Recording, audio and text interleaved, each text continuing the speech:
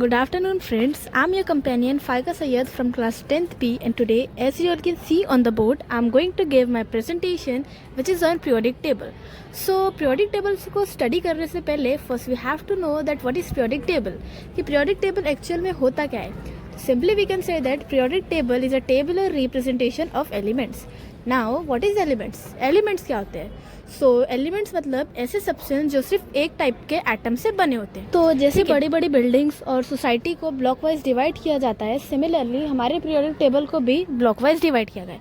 So there are total 4 blocks in our modern periodic table which is S block, T block, F block and P block. इस तरीके से हमारा blocks का classification हुआ. Now blocks are further divided into group and period. Now what is group? Group मतलब vertical column which is present in modern periodic table. So ये जो vertical columns आपको दिख रहे हैं, ये this is known as groups, and ये जो हॉरिजॉन्टल लाइंस आपको दिख रहे हैं, they are known as period. So there are total 18 group and 7 period in our modern periodic table. Now अब सवाल यह आता है कि साइंटिस्ट को मतलब ऐसी क्या ज़रूरत पड़ी होगी कि उन्होंने जो पीरियोडिक टेबल है उसको डबल से मतलब ग्रुप और पीरियड वाइज डिवाइड किया. तो जब एलिमेंट्स की डिस्कवरी हो रही थी तो करते करते बहुत सारे एलिमेंट के बहुत सारे एलिमेंट डिस्कवर हो गए. सो हर एक एलिमेंट की प्रॉपर्टी को याद रखना वॉज क्वाइट डिफिकल्ट. तो साइंटिस्ट ने क्या किया, एक ऑब्जर्वेशन किया और उसमें उन्होंने क्या देखा कि कुछ एलिमेंट ऐसे हैं जिनकी प्रॉपर्टीज जो है वो सेम है, मतलब सिमिलर एलिमेंट जिनकी प्रॉपर्टी सिमिलर थी, उन्होंने क्या किया, उनको सेम ग्रुप में रख दिया. ठीक है, तो इससे हम नाउ हर एक ग्रुप को फैमिली वाइज नाम दिया गया है. जैसे फर्स्ट ग्रुप को हम लोग बोलते हैं अल्कली मेटल्स, बिकॉज इसमें के जो एलिमेंट्स है, ये ग्रुप के जितने भी एलिमेंट्स है वो वाटर के साथ डिसॉल्व होने के बाद वो अपने हाइड्रोक्साइड बनाते हैं. नाउ सेकंड ग्रुप जो है वो अल्कली अर्थ मेटल है. अल्कली अर्थ मेटल मतलब क्या, मतलब ऐसे एलिमेंट्स जो अर्थ के क्रस्ट में से पाए जाते हैं, it's known as alkali earth metal. ठीक है, क्योंकि ये वाटर में डिसॉल्व होने के बाद हाइड्रोक्साइड बनाते हैं. सेकेंड ग्रुप को बोला जाता है अल्कली अर्थ मेटल, क्योंकि ये अर्थ के क्रस्ट में से मिलते हैं. फिर ये हो गया हमारा डी ब्लॉक इतना इंपॉर्टेंट नहीं होता है.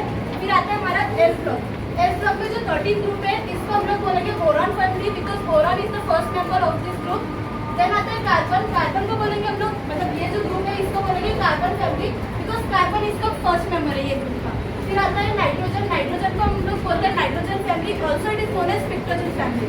देन आता है ऑक्सीजन को हम लोग बोलेंगे ऑक्सीजन फैमिली और कैल्कोजन फैमिली, क्योंकि ऑक्सीजन जो है वो ऑक्सीजन के मतलब इसमें जितने भी एलिमेंट्स है ये ऑक्सीजन के साथ रिएक्ट करके अपना कंपाउंड बनाते हैं. फिर इसको बोलेंगे हैलोजन मतलब क्या, हैलोजन मतलब ऐसे एलिमेंट जो सॉल्ट फॉर्मेशन करते हैं. ठीक है, देन लास्ट हम लोग का आता है 18 ग्रुप में सारे ऐसे एलिमेंट होते हैं जिनका जो ऑक्टेट होता है वो पूरा कंप्लीट होता है, मतलब वो हाईली स्टेबल रहते हैं, वो बहुत मतलब किसी के साथ वो रिएक्ट ही नहीं करते एक्सेप्ट फिनॉल.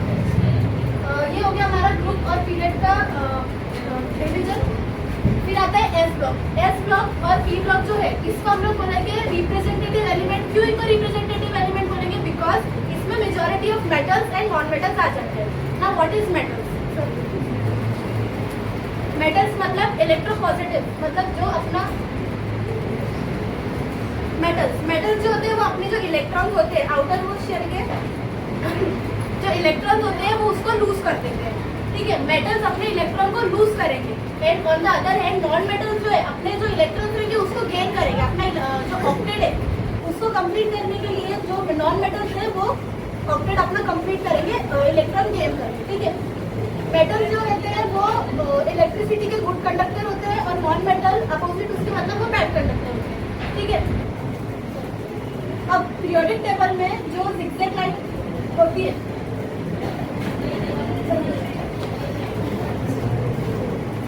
ये जो ग्रीन कलर की आपको जिगजैग लाइन दिख रही है, तो इसमें जो है ऐसे एलिमेंट्स रखे गए हैं जो मेटालाइट्स है. Now what is metallites, anybody?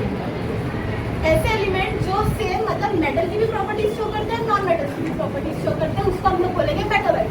तो मेटालाइट्स के जो लेफ्ट हैंड साइड में है यहाँ पे पूरे मेटल्स प्रेजेंट रहेंगे, मतलब ये जिगजैग लाइन के लेफ्ट हैंड साइड पे सारे मेटल्स होंगे और जिगजैग लाइन के राइट हैंड साइड पे सारे नॉन मेटल होंगे. ठीक है, इस तरीके से हमारा मेटल्स और नॉन मेटल्स का क्लासिफिकेशन किया है. डी ब्लॉक, ये जो डी ब्लॉक है इसको हम लोग बोलेंगे ट्रांजिशन एलिमेंट, और जो एफ ब्लॉक है जो यहाँ पे मतलब दो सीरीज रहती है इसको हम लोग बोलेंगे F block inner transition element.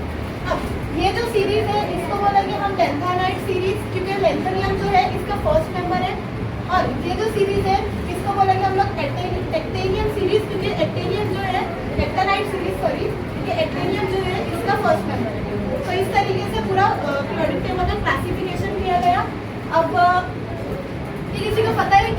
कौन से एलिमेंट है जो लिक्विड इन नेचर में पाए जाते हैं? एनीबॉडी? तो जर्मेनियम और सीजियम एंड फ्रांसियम ऐसे 4 एलिमेंट है बाहर जो मतलब नॉर्मल टेम्परेचर भी लिक्विड नेचर पे वो पाए जाते हैं। और जो ये 4 ऐसे एलिमेंट है जो लिक्विड नेचर में पाए जाते हैं। एंड ऐसा कौन सा एलिमेंट है जिसका फर्स्ट डिस्कवरी हुआ था, मतलब डिस्कवरी पहले एलिमेंट का कौन सा हुआ था? Phosphorus, right. फॉस्फोरस ऐसे एलिमेंट है जिसका फर्स्ट डिस्कवरी हुआ था केमिकली, मतलब पहले भी बहुत सारे एलिमेंट का वो हो गया था बट पता नहीं था उस टाइम किसी को कि एलिमेंट्स होते क्या है। तो केमिकली सबसे पहले प्रूफ फॉस्फोरस को किया गया, तो फॉस्फोरस हम लोग फॉस्फोरस की सबसे पहले डिस्कवरी हुई। तो इसी तरीके से हमारा पूरा मॉडर्न पीरियोडिक टेबल बेस्ड है। और इसको जो था मेंडलीव ने मतलब ज़्यादा क्रेडिट मेंडलीव को ज़्यादा, पर इसको जो अरेंज किया था वो हेनरी मोसले ने किया था, ठीक है। उसको उन्होंने एक्सरे ट्यूब के एक्सपेरिमेंट के जरिए सारे एलिमेंट को इंक्रीजिंग एटॉमिक मास के जरिए, इंक्रीजिंग एटॉमिक नंबर के जरिए अरेंज किया था, ठीक है। ये मतलब मेंडलीव पीरियोडिक टेबल और मॉडर्न पीरियोडिक टेबल में बिग डिफरेंस, ठीक है। Thank you.